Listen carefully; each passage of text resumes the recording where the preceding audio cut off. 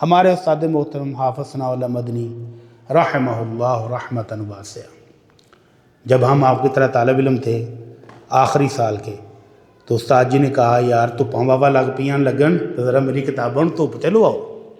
تو ہم گئے تو نیچے بیسمنٹ بھری ہوئی ہے، اوپر کمرے بھرے ہوئے ہیں، چھت تک کتابیں لگی ہوئی ہیں۔ 8 دن لگے تھے ہمیں وہ کتابیں چھت پر لے جانے میں اور چھت سے نیچے لانے میں، پوری کلاس ہم لگے رہے، صاف کر کر کے الماریوں میں جوڑتے رہے۔ ہم تھک گئے تو ایک دن حافظ صاحب مسکرا کے کہنے لگتا پتر تھک گئے استاد جی، 8 دن ہو گئے تھکتے جو بندہ جانے۔ کہتے ہیں میں نے اس لائبریری میں کوئی کتاب ایسی نہیں رکھی جس کو میں نے پورا پڑھا نہ ہو۔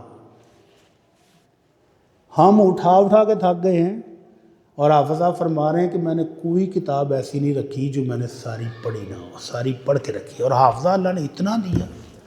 آج کمپیوٹر کے دور میں مدینہ یونیورسٹی کلیہ حدیث کے مدیر تھے ڈاکٹر ضیاء الرحمن اعظمی، انہوں نے حدیث پر ایک کتاب لکھی ہے بہت بڑی، 26 جلدوں میں، موٹی ساری، کمپیوٹر کے ساتھ لکھی ہے، شاندار سہولتوں کو سامنے رکھ کر لکھی ہے، اور کلیہ حدیث کا مدیر ہو، چھوٹا عالم بھی نہیں ہے، پروفیسر ہے۔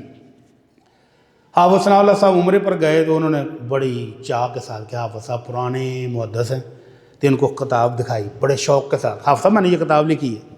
حافظ صاحب نے بسم اللہ کر کے کھولی، پہلے صفحے پر حدیث کی تخریج میں نیچے لکھا ہوا تھا لم اجدہ، مجھے یہ حدیث نہیں ملی۔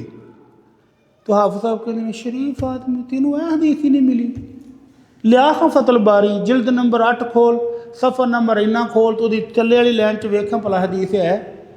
اب وہ محدث ہے، مدینے کے کلیہ حدیث کا محدث، کمپیوٹر کی مدد سے حدیث لکھ کے 26 جلدوں میں کتاب لکھ چھوڑی ہے، اس نے دوڑ لگ گئی، اس نے پڑھو پڑھو پڑھو پڑھو، فتح الباری کھولی، 8ویں جلد کھولی، وہی صفحہ کھولا تو نیچے جب دوسری لائن پر دیکھا تو وہی حدیث موجود تھی۔